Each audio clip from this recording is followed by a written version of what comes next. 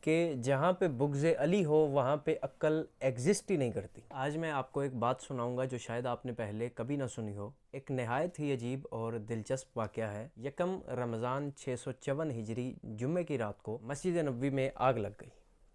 654 ہجری کو مسجد نبوی میں آگ لگ گئی۔ وہاں کے جو مؤذن تھے اذان دینے والے، حافظ صالح شیخ ابراہیم ابن محمد کنانی، ان سے پوچھا گیا بھائی یہ مسجد نبوی میں آگ لگی ہے، اس کی کیا وجہ ہے، کیوں آگ لگی؟ انہوں نے آگے سے کیا جواب دیا؟ وہ کہتے ہیں مسجد میں آگ اس وجہ سے لگی ہے کیونکہ شیعہ صحابہ کو برا کہتے ہیں۔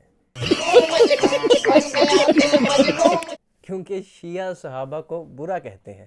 خدا کا خوف کریں، کیا بلا جواز الزام لگائے جا رہے ہیں ہم پہ۔ کوئی بھی شیعہ صحابہ کا منکر نہیں ہے، ہم اصحاب کی عزت کرنے والی قوم ہے۔